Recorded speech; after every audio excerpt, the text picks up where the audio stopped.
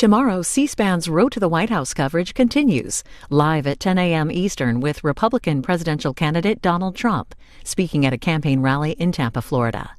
Then live at 4 p.m. we'll show you a rally in Fort Myers, Florida, with remarks by Democratic vice presidential candidate Senator Tim Kaine of Virginia. And live at 8 p.m. Eastern, Philadelphia, with Democratic presidential candidate Hillary Clinton speaking at a rally there. Also expected there, singer Katy Perry. That's tomorrow here on C-SPAN. Election night on C-SPAN. Watch the results and be part of a national conversation about the outcome. Be on location at the Hillary Clinton and Donald Trump election night headquarters and watch victory and concession speeches in key Senate, House, and governor's races, starting live at 8 p.m. Eastern and throughout the following 24 hours. Watch live on C-SPAN, on demand at cspan.org, or listen to our live coverage using the free C-SPAN radio app. Next, a discussion about the impact of the 2016 elections on American policy toward Iraq and the U.S.-led coalition fight against ISIS. Among those speaking, the former Iraqi ambassador to the United Nations. This is an hour and a half.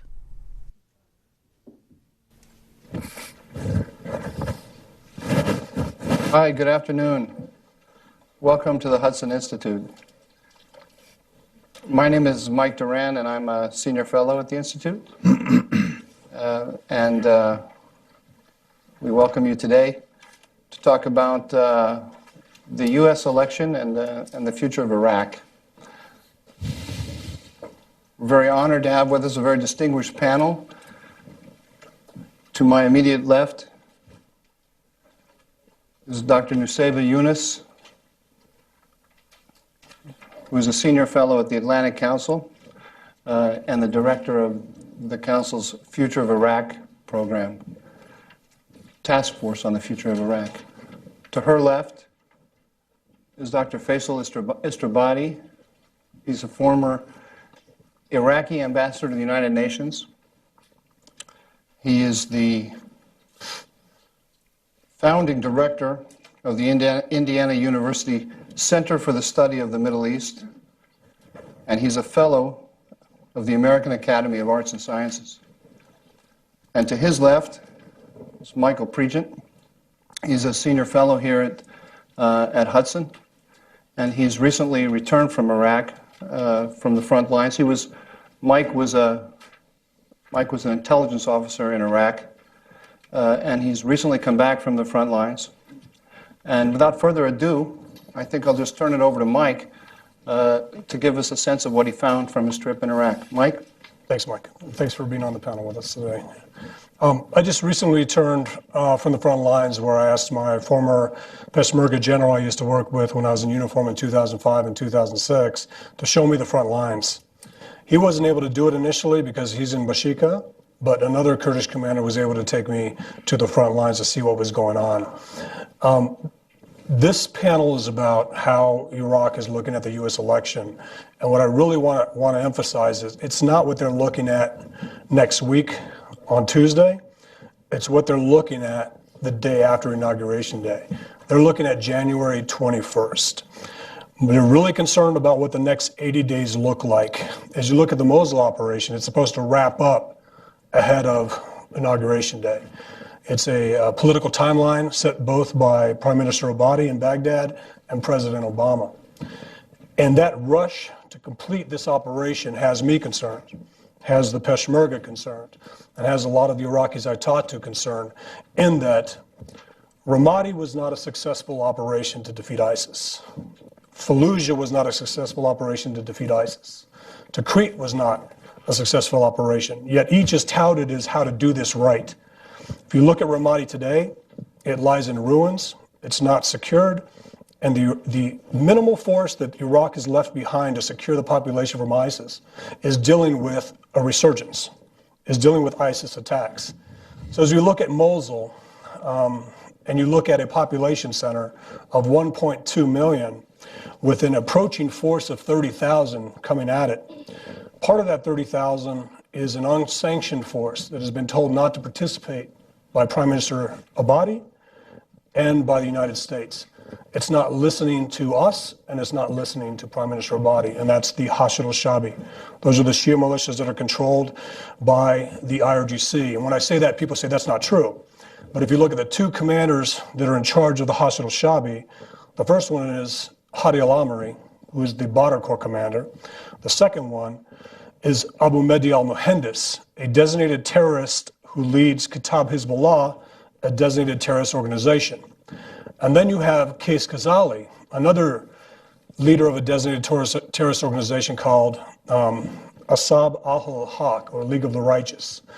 And they have said that the Mosul operation isn't about liberating the Sunni population from ISIS or Daesh. It's an operation to avenge what happened 1,400 years ago. So the biggest problem I have is the comparison that I'm able to make between 2007, the surge, and this ISIS strategy today. I was on the ground during the surge, and I just recently came back. And at no time will we have allowed or been part of, meaning supporting, a military force that flies sectarian flags towards a Sunni town. And that's what's happening today. And as you look at the next 80 days, what can happen in Iraq, we should all be concerned that Iran, the militias, the parties that don't have the mission of securing the population or defeating ISIS, believe they have 80 days to do as much as they want. And this isn't only in Iraq, this is also in Syria. They believe they literally have 80 days to get as much as they can and then wait and see to see what happens with the U.S. election. I won't go into the polling specifics, but we did talk about that this morning. There's some interesting polling numbers coming out of Iraq, and it's not so much as who they prefer, they just want somebody to do something about it. Well, 66% prefer Hillary Clinton, 19% prefer Trump, but both believe each will do something different than the Obama administration. And that's what's important here. This current strategy isn't working. The players on the battlefield have priorities. The first priority should be defeat ISIS. Second priority should be protect the population. Third priority should be reconcile with your Iraqi sects, meaning the Sunni, the Christians, the Kurds, different groups in Iraq, to make sure Baghdad is trusted. That's not the priority list. Right now you have competing entities in Mosul. You have the Turks concerned that the Shia militias would go into Lafar and go after Sunni Turkmen. They're poised for that. You have the Turks also concerned about Kurdish expansion into Mosul. You have the Shia militias worried about Kurdish expansion. You have the Iraqi government concerned about Kurdish expansion. And the only thing we don't have to worry about in the Mosul operation is Kurdish expansion, because the Peshmerga are not going into Mosul. They are taking blocking positions. They have a limit of advance. They will not be going into Mosul because they're more concerned about what's happening in Kirkuk. They're more concerned about the Hashid al-Shabi. You have the Shia militias, the PMUs or the PMFs. You have a force of 100,000 Iraqi Shia. There are some Christians in there, maybe 1%. There are some Sunnis in there, maybe 3% of that force. The people that are joining this movement believe they're doing the right thing. They want to go after ISIS. The leadership has other intentions. The leadership is focused on winning in 2018, getting more leverage over Baghdad, more than they already have in the upcoming 2018 elections. But their leaders are rejecting Abadi's call to not participate. And they've also threatened to not only participate in the Mosul offensive, but to attack American advisors. And that's concerning. While I was on the front lines, we all talk about the Shia militias. I saw militia flags flying and sectarian flags flying, and I asked an Iraqi officer who was there. He was from Baghdad. He was the commander or the operations officer for an artillery battalion. And I asked him, is that the Hashid al-Shabi? He goes, no, that's the Iraqi army. So it's not the Shia militias that are only carrying these flags. The Iraqi army are carrying these flags. And every organization, from CNN to BBC to Al Jazeera, anybody who's covering this war, every time they say the Iraqi Special Operations Forces are entering Mosul and having success, ignore the flags in the video that they're showing. And they should pay attention to it because Baghdadi's paying attention to it. He just put out a call to everybody in Mosul that the militias are coming. The Sunni population is paying attention to it because they saw what happened in Ramadi. They saw what happened in Fallujah. They saw what happened. If you poll a person from Ramadi, you'll find that they are waiting for the reconstruction money to come in. They're waiting for their city to, at least the semblance of a beginning to rebuild the city. They distrust Baghdad more than ever. They distrust the United States more than ever. And we were simply resetting the conditions that led to ISIS to begin with in this operation, in that these towns aren't being liberated. They're being laid to ruins. They're being, the population is being expelled. And the strategy, there's such a low benchmark for success in this campaign that the strategy, to me, feels like as long as you can replace an ISIS flag with an Iraqi flag, you're finished. As long as you can do that in the city center, you're done. And that's not what's happening. That's not how you defeat an organization. The United States military never went into a town one time and claimed success. We learned in Fallujah 04, 05 that you cannot destroy a city and expect to kill al-Qaeda. All we did was anger it, push it somewhere else, and it came back with a vengeance. It wasn't only till we tried to build some temporary trust between the Sunni population in Baghdad, with the U.S. being a guarantor, that we were able to defeat al-Qaeda through Sunni intelligence and Sunni manpower. And the same thing is happening now. If you pay attention to the Mosul operation, you have Sunni residents sharing intelligence with the Peshmerga, with the Iraqi army on ISIS locations. You have 300,000 Sunni military-aged males in Mosul, and that's a conservative number based on 1.2 million people being in Mosul that have not joined ISIS, that have not been asked to join ISIS, and that ISIS feels is a threat. If this operation pushes them to a position where they feel that this invading force isn't there to liberate them, but there to punish them, much like Mosul, Fallujah, and Tikrit, then we're likely to see something very ugly that may be called success in the press, that may be called success by this administration, that will lead to a resurgence of some kind, whether it's ISIS 2.0 or simply ISIS morphing into an al-Qaeda model. I'm probably going over my time, so I'll stop there. That's great, Mike. Before I pass the microphone to the ambassador, I'm going to summarize what I heard you say in 4 points, and then you can tell me if I got it right or not. Okay. Okay. Point number one. Everybody on the ground is trying to improve their position before the new administration comes in, under the expectation that the new administration is going to do something different, and they want to position themselves to influence the new administration as best as possible. Number two, we, the United States, have no vision for the political, for the post-conflict order that will follow the expulsion of ISIS. Number three, we are unwittingly handing Mosul and more broadly Iraq to the Iranians, and number four, we are alienating the Sunnis in such a way that we have laid conditions for a return of ISIS as the defender of the Sunnis. Do you disagree with anything that I just said? No. Well, I'm glad you summarized it that way. It makes more sense than what I just said.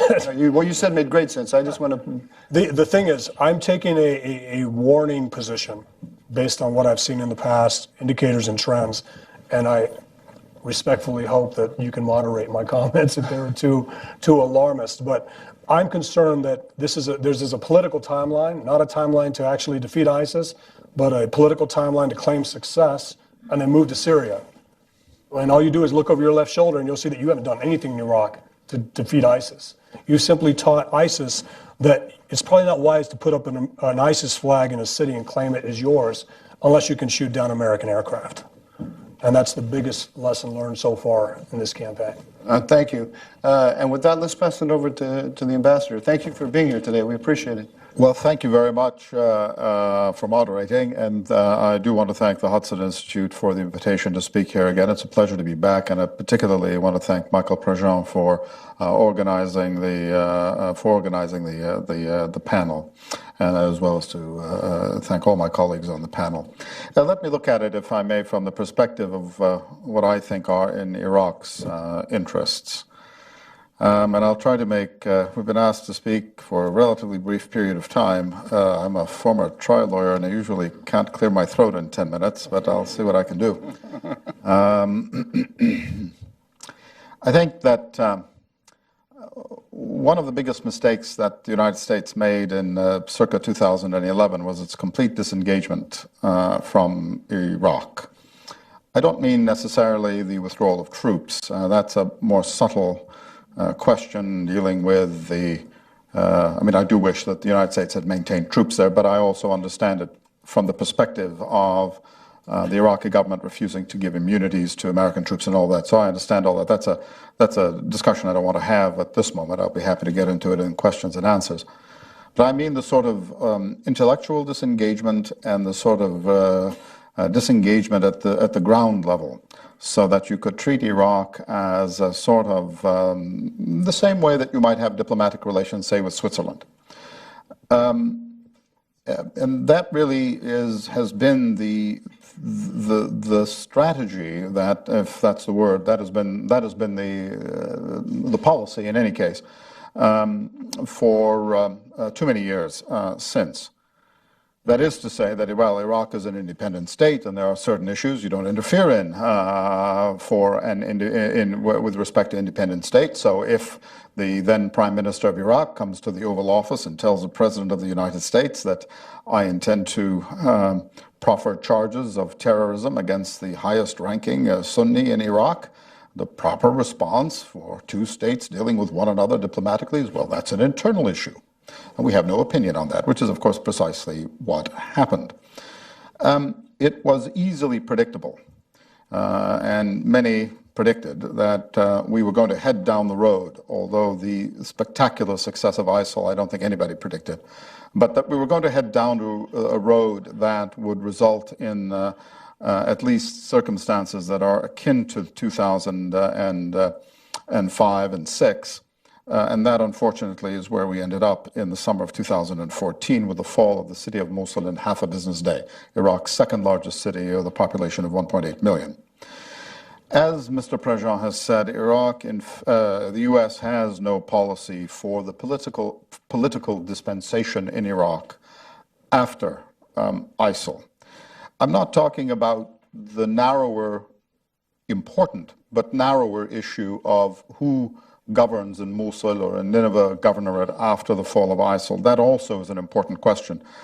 But I'm talking about the broader strategic question of what does Iraq look like. The United States has been focused like a laser beam on the narrow issue of defeating ISIL militarily in Iraq, but not for the political future of the country. And I think that's largely been true throughout the Obama administration, perhaps even before the Obama administration. So Iraqis, I think, have a fairly good sense, an excellent sense of what it is we are fighting against. I think we don't actually know what we're fighting for. And I hope that as obviously within the next few days, we will know who the next president of the United States will be. I hope that comes up to a very high level of importance in terms of Middle East policy, Iraq policy. Iraqis have some decisions to make. Do we in fact want to live in a united country? And if we do, what does that mean? Do we want regionalism? Do we want the Kurdistan regional model multiplied throughout the country? Do we want, in fact, a true federation? Inhering in all of this, of course, is the Kurdish question, which has been raised, although not lately, by the president of the KRG. We have at multiple opportunities over the past 2.5 years, the president of the KRG, President Masoud Barzani, has talked about a referendum on independence. Well, fair enough. I think most Iraqis would concede that Kurds have a right to independence if they want it. And that would certainly be, again, their right. The problem is not that. The problem has been that the Kurds have neither quite been in nor quite out of the country, and that is untenable. If they want their independence, fine. If not, I think that we need to be in a position where all factions actually begin to come together to build a cohesive state, which we do not have now. And I think that is something that the United States ought to press. I guess I have two broad points to make before I give up the floor. One of the priorities, I think, that has to be, there's something that is unspoken that I know and I haven't articulated yet, and so let me do so now expressly. Former U.S. Ambassador to Iraq, Ryan Crocker, once said that the Americans are hardwired into the Iraqi political system. And I agree with him. Many positive things have occurred when the United States has engaged with the Iraqi political system. And too many negative things have occurred when it has not done so. There are many reasons for this that I don't have time to get into in my main remarks, but would be happy to talk about later if it comes up. So it's in that spirit that I'm making all of my remarks. But one of the things I think that the U.S. new administration also ought to make an issue that I think is vitally in Iraq's interests, and that is the management of Iraq's relations with its neighbors. Iran's influence and physical presence in Iraq must be reduced. I know that's very easy to say, much harder to do given the histories of the governing political parties in the country. The physical presence of Turkey in Iraq, a NATO ally, after all, hopefully the United States still has some influence there. That simply is not acceptable. It is simply not acceptable to have a foreign head of state insisting that he has a right to intervene in Iraq as a protector of a group in Iraq. That simply is intolerable. No Iraqi government can tolerate that sort of interference. And it is extremely destructive it's an interference which is extremely destructive of the ability of the Iraqi political class to come to a meeting of the minds, as they used to say in the law of contracts. I'm a strong believer in the line from the poem by Robert Frost that strong fences make good neighbors. And at least since 2003, we've ripped down all of the fences. This is actually one of the consequences, one of the sequelae of the dissolution of the Iraqi army and security forces that we have Paul Bremer to thank for. That particular gift continues to pay dividends more than 12 years after Ambassador Bremer left Iraq. And of course, we have to balance our relationship with Saudi Arabia. A policy should be, and it amuses me to put it in these terms because Turkey has clearly abandoned the motto, but it has to be the Kemalist motto of peace at home, peace abroad. We will have in Iraq no peace internally if we do not strike a balance between three far more powerful neighbors. We have tilted too far in the direction of Tehran, in my view. We need to balance between Riyadh and Ankara.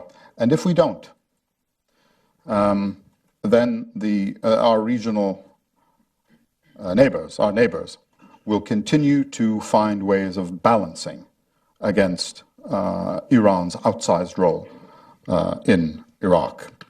If the Iraqi political class has not learned that lesson, there will be very little room for hope or optimism. It seems to me Iran's role in Iraq will always be destructive. Iran will always want a weak Iraq.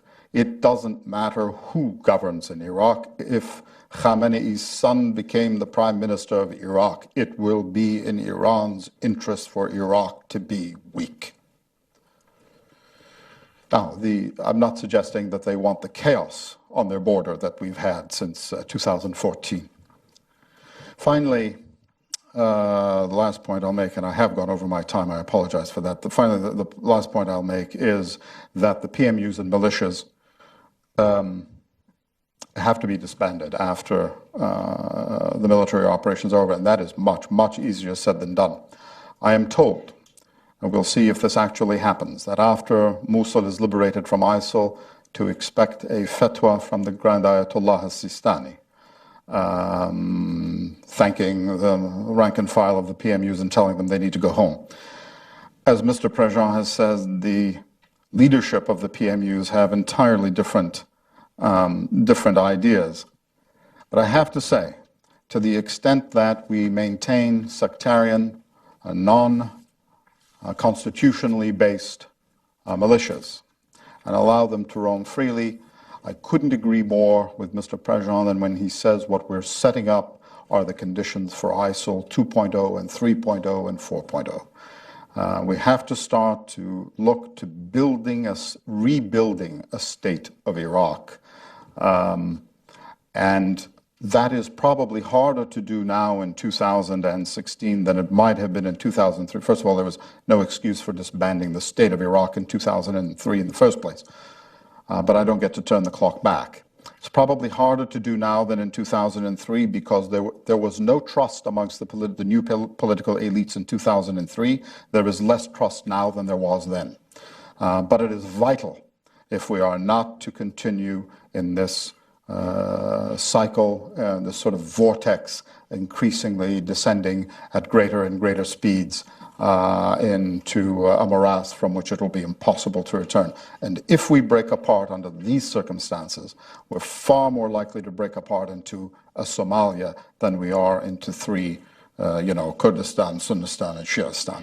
And that should focus the minds of the planners of the next administration wonderfully. Thank you, and I'm sorry I went over my time. Thank you, and if I could just, at the risk of doing injustice to all that you said, if I could turn it into one piece of advice for the next president, whoever that might be, it would be that they should see the role of the United States as fending off the external players, especially Iran, but Iran, Turkey, and Saudi Arabia, to create a space in which the Iraqis can work out their problems with each other without foreign intervention. That would be the number one priority, or have I got that wrong? No, that is the number one priority, but second and very closely to it is that the United States must actually also engage the political players inside Iraq to help to facilitate, and not to dictate the terms obviously, but to help to facilitate a process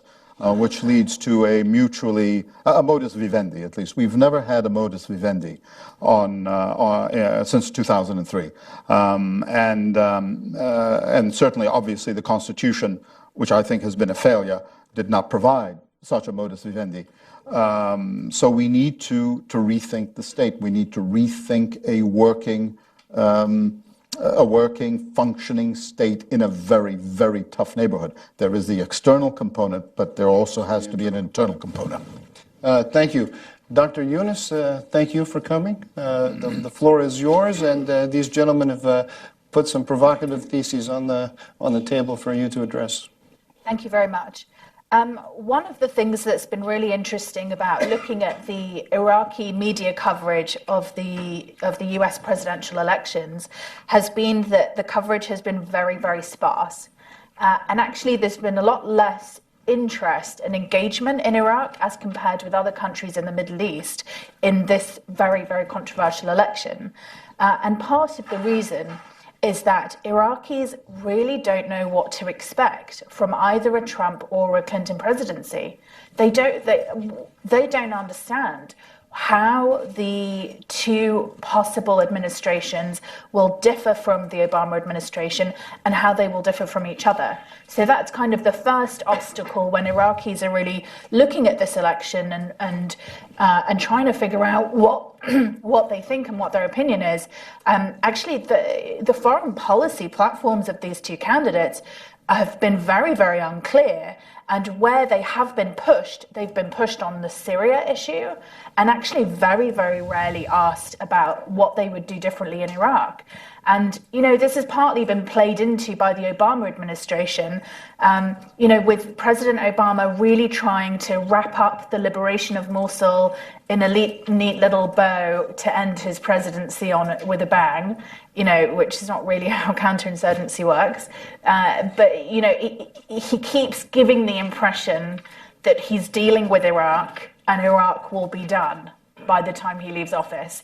And that, that's just not at all the case, but it's rather let the candidates off the hook when it comes to explaining what their plan is for stabilization and for a continued counterinsurgency operation, because the liberation of Mosul is not the end of this. And we really haven't heard a strategy from either candidate as to what they are going to do once they reach office. And of course, the Iraqis are super conflicted about this because they also don't know what they want the US to do. There's a lot of disagreement in Iraq.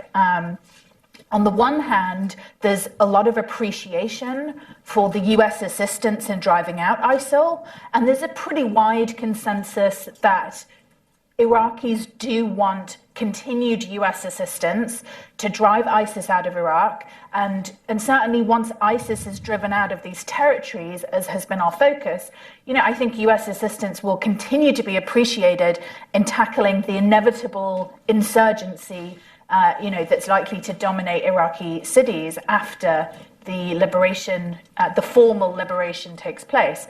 But beyond that, the problem in Iraq is that there is an incredible Iranian capture of the Iraqi media. I mean, and it's less insidious than it sounds. It's just, it's just kind of, people seeking to exercise soft influence over TV presenters, donations to TV channels. There's a lot of relationship building that's happened, and there's a lot of persuasion that takes place, and it means that the kind of Iranian narrative on what US intentions are in Iraq is very pervasive, and the United States does an absolutely terrible job of public diplomacy, of talking to the Iraqi public about what its intentions are, what its goals are, what the game plan is, what it's trying to achieve, right? And the fact that it's not trying to steal Iraqi oil or be a conqueror or stay in Iraq forever or use this as an excuse for some other nefarious geopolitical reason. And we have to be able to effectively counter the kind of Iranian-driven narratives that come out of the Iraqi media, because the Iranians are engaged and we're not. And engaging with the Iraqi media is not that difficult. That's something that we could be doing that we're not doing. And as a result, there's such a murkiness in the Iraqi public consciousness about what level of US engagement they want and how comfortable they are with it, and on what kind of timescale they want to see that continued engagement. And I think US policy could really benefit from a clear, sustained articulation of what our long-term strategy is in Iraq. And I think there's some very clear things that we could be doing beyond the liberation of Mosul, and the next administration, when it comes into office, should really look at these key points. So number one, we will not defeat ISIS when we liberate Mosul. And so we need to have a strategy for continuing to partner with Iraqi security forces, and especially with Iraqi intelligence, to help to train them and build their capacity to conduct long-term penetration of extremist networks. Not just to show up in a Sunni village and chuck everyone in prison. That's not defeating a counterinsurgency in the long term.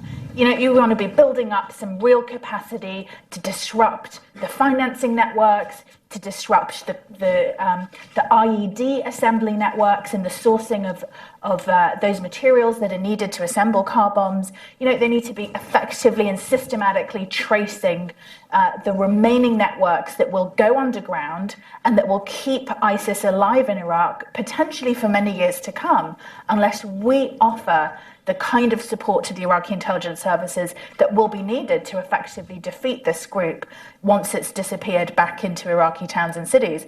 And that is something we can offer.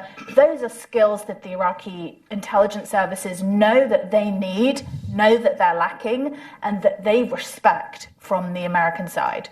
That they want those skills to be coming from the Americans. And that's something we can very, very concretely offer and say that our goal is to help support the Iraqi state to eradicate terrorism.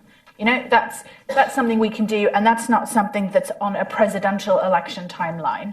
As long as it takes, as long as the Iraqis need that support. The other thing that's absolutely going to be needed is the United States will need to act as a buffer, and it doesn't want to play this role, but between the Iraqi Kurds and Baghdad.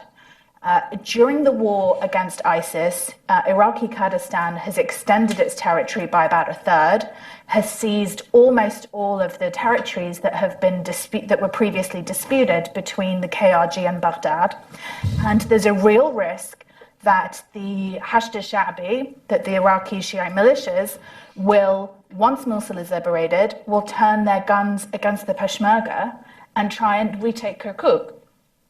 There has to be a mediated diplomatic settlement to these territorial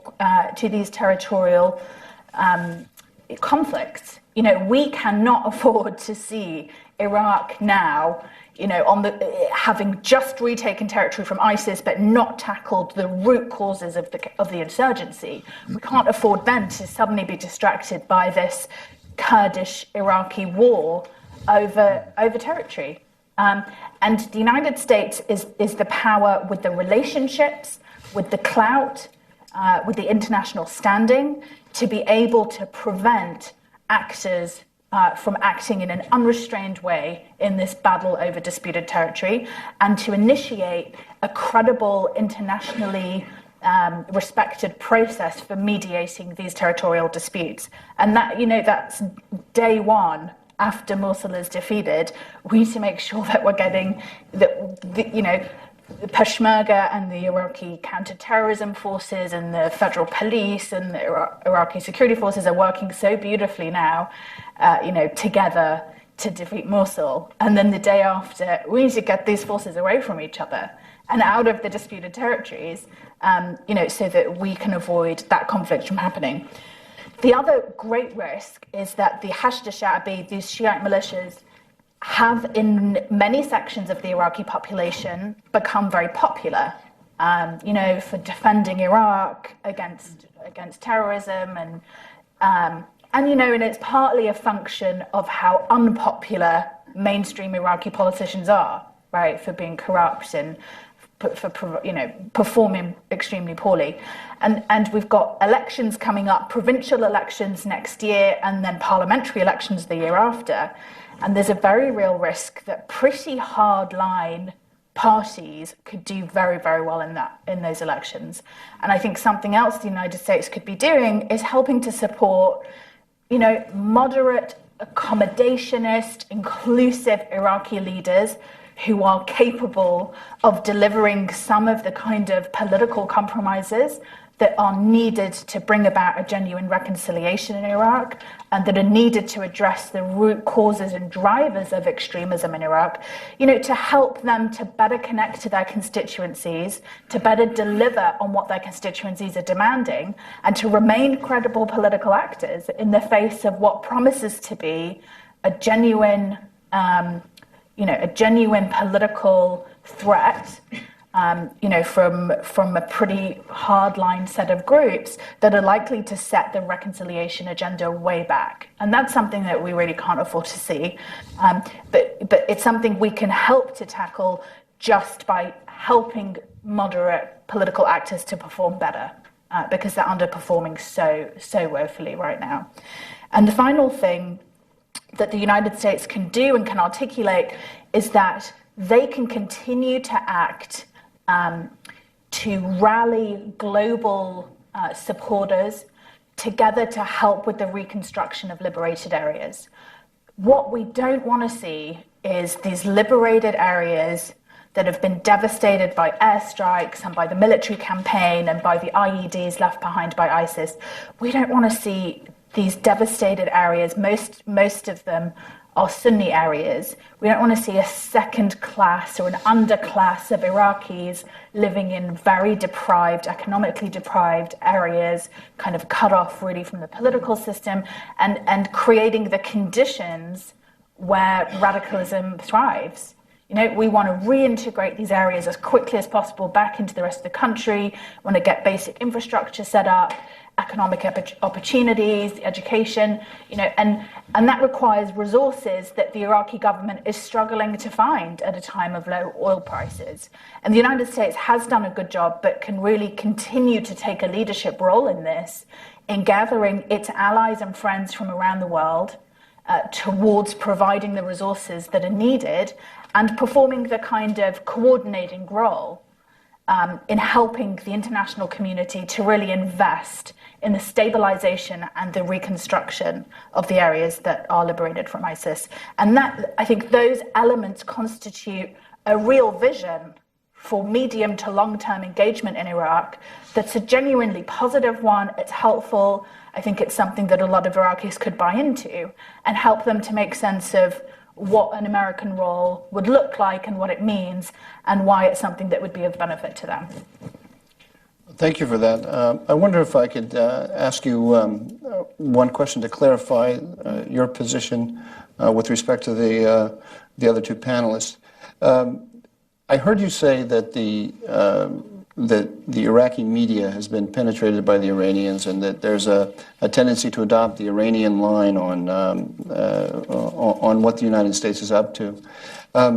But I didn't hear you wave the flag of concern about the role more broadly of Iran in dominating or extending its influence over Iraq that we heard from your colleagues. Do you share their concern? Is that a major concern of yours, or are you seeing things a little bit differently? I am someone who believes that Iran extends its influence where there is a vacuum and where the political costs are relatively low. And we have made operating in Iraq a very easy, low-cost, high-reward political exercise for the Iranians. And once we articulate our strategy for engagement and we offer something to our Iraqi partners on the ground and say, hey, we're not just going to turn around and leave in 6 months and leave you in the lurch. We're actually real partners who are offering a sustained alternative. There are many Iraqis who have great antipathy towards Iran and worry about the level of Iranian penetration and about what Iranian interests are in Iraq. But balancing against Iran is very difficult when you don't see a partner for balancing against Iran with. And I think if we offer the United States as an alternative and we make clear that, hey, we're around not just for 5 minutes. We're still going to be here and we've got your back. And you can afford to be critical and you can afford to pursue your policies, without fear of Iran. Then I think the opportunity is there. I don't think the Iranian role in Iran should be something that scares off the United States from engagement. And so you are broadly in agreement with the ambassador that the job of the United States is to hold the ring around Iraq and then to help the Iraqis to sort of mediate between them as they solve their own problems. Okay. Well, thank you very much. Mike, if I can come back to you, I think we've got a lot of agreement, more agreement than I expected here, in general picture of what the of what the challenge is for the United States. I think there's also agreement with, Dr. Yunus made me realize that there's broad agreement between the Iraqi people and the American people that we're completely bewildered as to what this election will hold, and have no idea what the future is going to bring. It seems to me that if we were to follow the average viewer, this is being broadcast by C-SPAN, and the average American watching this is going to be listening to this advice and saying, what's the cost to the United States? What's the cost in dollars? What's the cost in military commitment? And one of the big takeaways that we have over the last decade is that the desire among the Americans to shoulder these costs is much less than some of us would have expected. So, with that thought in mind, could you talk to us? Is there a way that the United States can play the role that's being outlined here without a George W. Bush style re-engagement with 100,000 or 130,000 U.S. troops? I think the most important thing is it's not the cost of the operation. Let's say we went big and we spent a lot of money on this. It would mean nothing if we announced, like you said, that we're leaving in 6 months. You can't build trust and relationships by saying you're going to come in and do something and then you're leaving in 6 months. It's not enough time to build trust. So I would associate trust and belief in what we're saying we're going to do. I'd weigh that higher than any cost. So to the American people, if you're watching this, I argue right now that if we're not going to address the Iranian influence in Iraq, we should just stop now, because we're simply facilitating, I don't want to say the Iranian takeover of Iraq, but we are partnering with militias not only out of uniform in the Hashid al-Shabi, but the DDR process, which is so important, that's disarming, demobilizing, and reintegrating these factions, like Sistani will call for after Mosul's liberated, to reintegrate the militias. They're not going to stand down. They're going to be brought into the Iraqi security forces, and I would argue that that doesn't work, because that was done in 2005 when we brought in the Badr Corps and Muqtada al-Sadr's Jaish al-Mahdi into the National Police and the 6th and 9th Iraqi Army Divisions. The 16th Iraqi Army Division that was stood up to go into Mosul, that's coming down from the north into Mosul, is from Baghdad. It's from Sadr's city. It doesn't know the streets of Nineveh. It doesn't know the neighborhoods. It will be rejected by the population if it is the securing force afterwards. So basically what I'm saying, none of this works unless there's a commitment to be that long-lasting partner in Iraq. When you look at Iraq, there's 3 consistent foreign policies in the region. Russia has the same foreign policy position that it's had for 30 years. Iran has the same position, and the Kingdom of Saudi Arabia has the same position. I'm sure Turkey may have the same position as well. The U.S. position changes based on who's in office. And, I've been told multiple times, talking to Iraqi Sunni tribal leaders and Peshmerga leaders, that you're in a better position to be an enemy of the United States than to be a friend of the United States. You have more leverage as an enemy than you would as a friend. And that's very concerning. The thing that I would, as we're looking at what the Iraqis are looking at this U.S. election, we should also look at what you mentioned, the provincial elections of 2018. And the parliamentary elections of 2018, the provincial elections of 17, right? In that, these militias believe they have a mandate. They believe that they are they protected Baghdad. They kept Baghdad from falling to ISIS. The media supports that narrative. They're operating outside government control. If a body criticizes them, they can have him replaced. They are going into the Mosul operation because they want to. They need to be part of the liberation of Mosul to claim success, that it was because of them that ISIS was defeated. We need to be watching the Iraqi election, because that election is going to either get us back into Iraq to defeat the second and third iteration of ISIS, or to basically go into northern Iraq to protect the northern Iraqi populations from what's coming from the militias. When I talked to a Peshmerga general recently, he said, listen, we could defeat Daesh, but the Hashid al-Shabi are keeping ISIS alive, or whatever reiteration of that is. Their concern is that the Hashd al-Shaabi was built to retake these disputed areas and not necessarily to defeat ISIS. They're concerned that the Hashd al-Shaabi, the Shia militias, are there to retake Kirkuk and Hawija, Beji, other areas. And that's concerning because they carry the Iraqi flag. So if the Peshmerga fire on the Hashd al-Shaabi as they encroach, it's treasonous.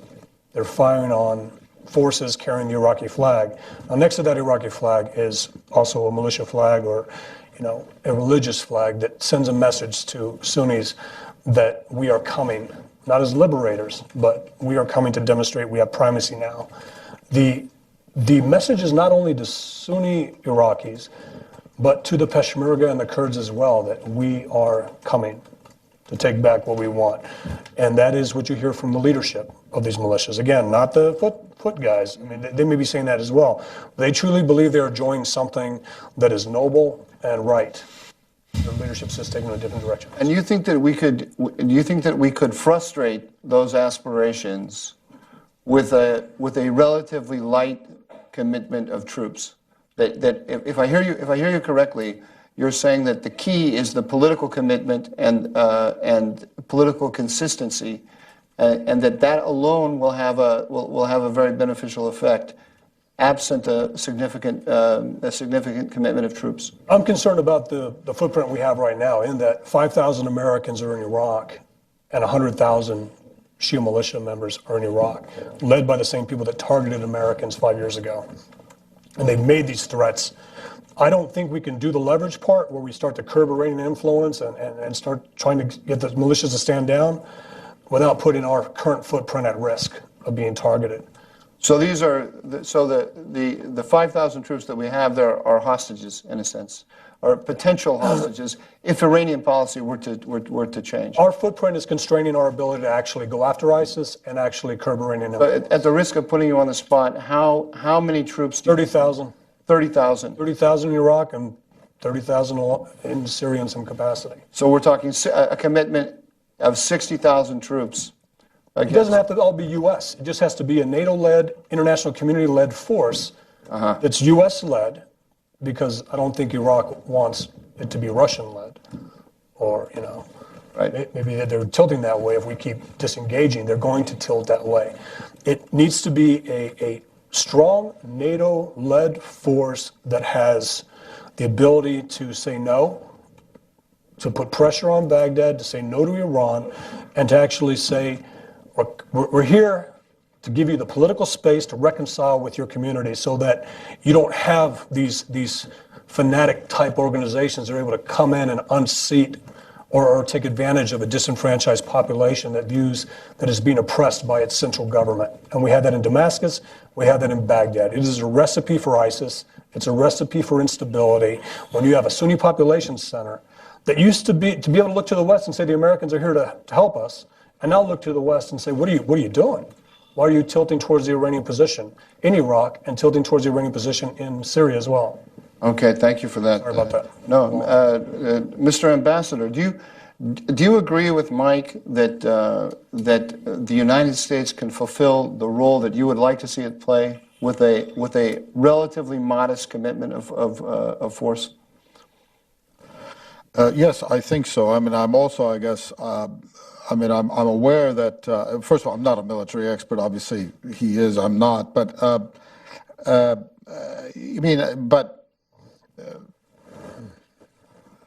I think it is a relatively modest of necessity because I don't think there's an appetite.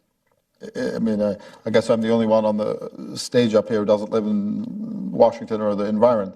So I come from the Hoosier heartland, as it were.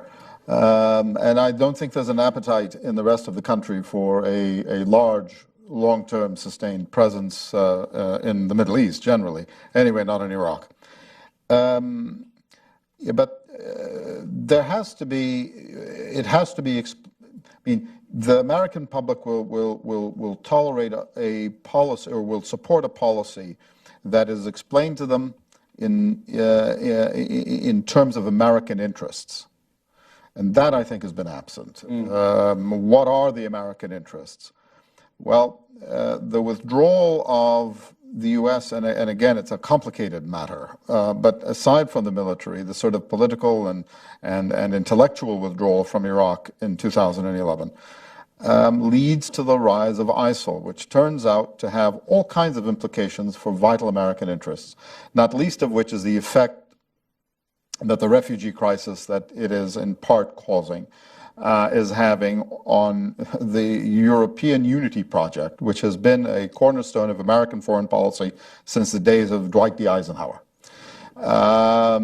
So these things are in the interests of the United States, aside from the fight against terrorism, which is a common fight to all, to the civilized order.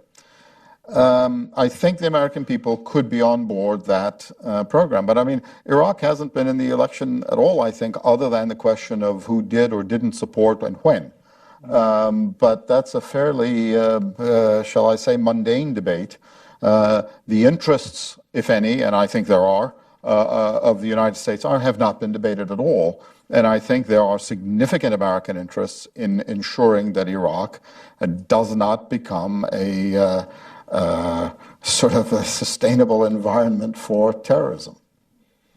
Dr. Yunus, are you in agreement with that as well? And it seemed to be what you were saying, that there are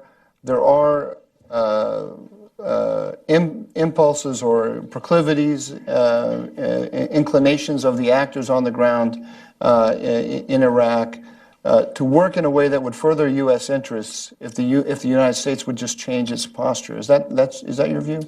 Yeah, I think that saying the American people don't have an appetite for engagement has been a bit of a cop-out for this administration, which is really saying we don't have the appetite for engagement.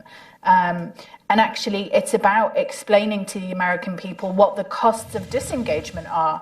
You know, if you want to disengage, you need to have an honest conversation about what the risks to American interests in the world are, and what the risks are to the kind of global order that we've managed to build up.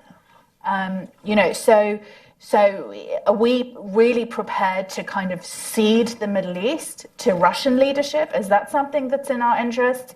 Are we prepared to leave Iraq and Syria without having achieved a genuine and sustainable defeat of ISIS? And the other thing when you're talking about costs is a relatively modest military and diplomatic and political cost in the short run can actually save you an incredible military cost in the long run when you let instability take root and you let extremist organizations take massive swathes of territory and threaten not just your regional allies but your allies across the world and yourself at home. You know, suddenly then the cost becomes much, much more significant. So it's about assessing the costs of disengagement and a relatively modest investment up front can really pay dividends over the long run. Can I ask you about the Russian factor? If you were to answer those people who say, which includes, I think, Donald Trump, that the Russians broadly share our interest in defeating ISIS, why don't we bring them into the security architecture of the region and work with them? Because they, and I think there's a lot of people as well who believe that the Iranian interests are broadly in alignment with ours. How would you answer that? So the issue is that the United States fundamentally disagrees with Russia and Iran on what the root causes of extremism are. We believe that extremism is driven by unrepresentative, authoritarian political policies that exclude sections of the population, that oppress, and that drive people into the arms of extremists and make the extremist narrative more and more popular and appealing. Whereas the Russians and the Iranians really look at this as a problem of control. You know, the state wasn't able to exercise sufficient violence, right, to be able to contain this extremist population. And so their entire policy for defeating ISIS is just bombing the hell out of Aleppo and bombing, you know, it's just the use of force. And they have no political strategy at all. for dealing with what the drivers of extremism are. And that's where, and look, we've learned this lesson in a really tough way. We've engaged in Iraq, we've engaged in Afghanistan, and, you cannot kill an insurgency. You have to transform an insurgency. You have to reduce the drivers that inspire people to join these groups, and you have to give people political alternatives. And that's why we're trying to invest in